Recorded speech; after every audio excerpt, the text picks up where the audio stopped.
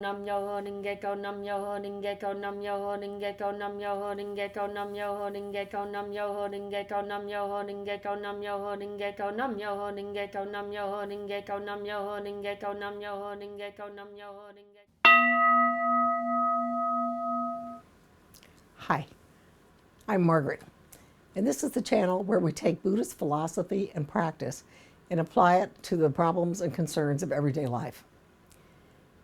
So today we're going to have a topic about does how you chant for a goal matter? I've had a question this week. What's the difference between visualizing a goal as already accomplished and forcing a goal? We envision a goal. We can visualize it with a light touch, trusting the infinite to work it out. When you do this, you envision the goal is already done, thereby telling the universe that this is what you would prefer. You might feel strongly about your goal. Where the difference comes regarding whether you're forcing it or not is whether you're trying to drive the bus to make your goal come about in a certain way. If you're just chanting intensely with the end goal in mind until you feel it's been accomplished without trying to influence how it occurs, then you're not forcing. When we force a goal, we've decided how we want it to happen, and then we chant strongly for it to happen that way. And when we assert ourselves aggressively into the process, then we may well be interfering with the way the universe would handle it. If you're having trouble achieving a goal, it may be that you're too attached to the outcome happening in a certain way. Because if you're pushing, shoving, self-assertively determined to have things go your own way, you may be binding yourself to the problem. When this is the case, and I think it happens frequently with relationship goals, then you may well be blocking the path that the universe would have taken. For example, let's say someone wants a relationship badly. They think they can't be happy until they've found a partner. Because they're so zealous about it, so needy, that energy may well be projected to prospective mates who are put off.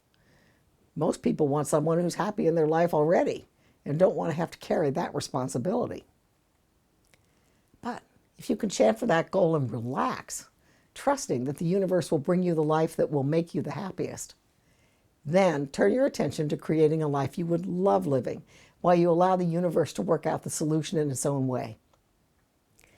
And because you're relaxed about it, you would be projecting an entirely different energy and producing different results.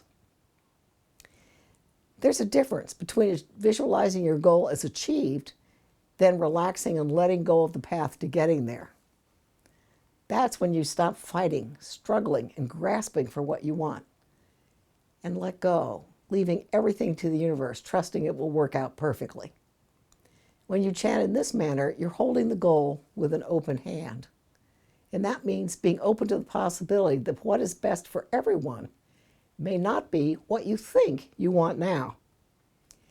If you can trust that the universe is always leading you to happiness, then even though you could end up with a different solution from what you anticipated, you can trust that it's the best solution. Keep chanting, and at some point you'll understand why you didn't get what you thought you wanted. For example, a couple was looking for a different job in another city, thinking there were no jobs in his hometown. They put their house on the market, and even though other houses on the street were selling well, their house didn't sell. They didn't understand it, as it had been remodeled and redecorated and was curbside ready. 6 months passed without a bid. When the husband landed his out-of-town job, the only requirement was that they be 15 minutes from an airport. They never needed to sell the house, and it had been perfect for them. Frequently, people write to me that they want to change someone else, and they aren't getting results chanting to change that person. We have to remember, every human being has the Buddha nature within, that connection to the infinite. The Gohanzen has the power to change the person who is chanting. If we want someone else to change, it's only through changing ourselves that the situation will resolve. When we change ourselves, we're creating a different cause for our future, which then produces a different effect. Remember the Buddhist concept of oneness of life and its environment. The following is a story told by Satoru Uzumi a well-known leader in Japan, for his guidance. One day, President Toda was giving individual guidance, and a woman complained, "My mother-in-law is perverse and malicious and will not change her ways, no matter how often I ask her." She called the older woman all the names she could think of. Toda said, "As young as you are, you're still unable to correct your own disposition.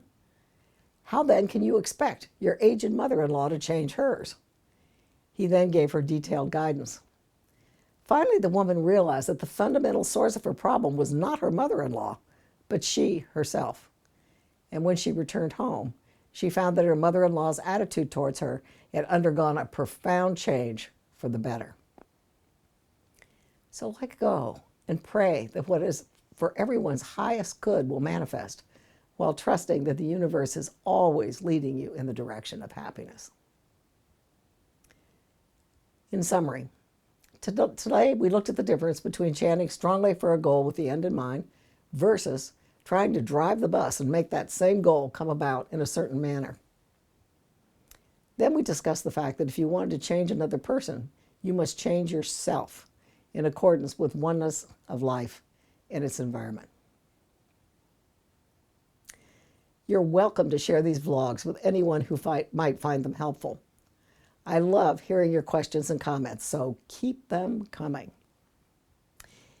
If you have someone new, I think you'll find my 2 books, which can be downloaded from my website, to be useful.